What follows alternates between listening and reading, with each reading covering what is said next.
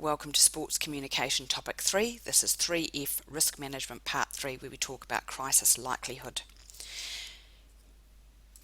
When you're doing risk analysis, you need to think about the causes and the sources of risk, what positive or negative consequences they have, and how likely they are to occur. If any event can have a whole load of different consequences and can affect a whole load of different things. And consequences can happen as a result of small things that happen that add up to a big picture. Think of like small airline failures where there's a door blown out or a crack in the windscreen and various things like that are found, and over time that looks like the airline's actually unsafe or there's something wrong with their maintenance, and that needs to be dealt with strongly in the media. Equally, remember the stats I told you about ACC, that you get 200 minor incidences before you get a major, and that's roughly the pattern things follow. So you can see that something's going to happen. Again, thinking of ACC, thinking about a minor detail where there's some processing errors is just annoying and a problem, but a major or catastrophic might be when they release all the details of those particular clients to the media by mistake.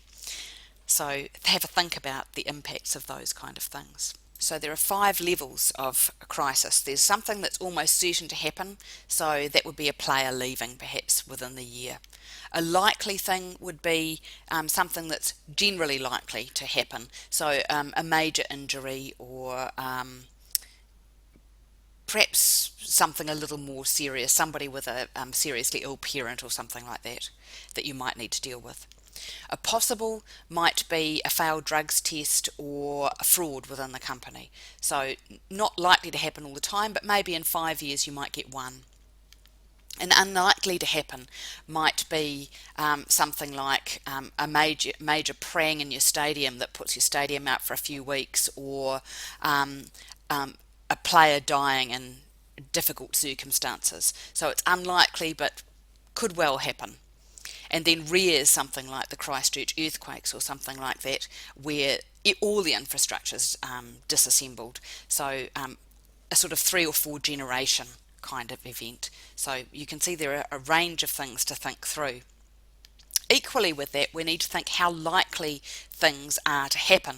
So the small problem, if we have a look at this, so the ACC error with a whole load of different things that might happen is a small problem, but it's highly likely to occur.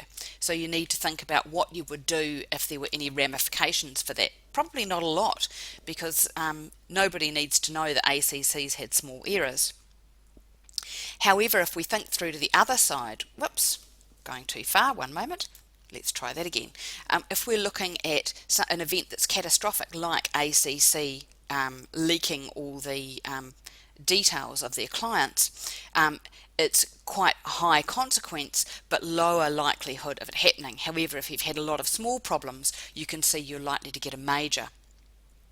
In general, we need to be thinking about credible things that are likely to happen, that are likely to impact, and we need to put most effort into those things.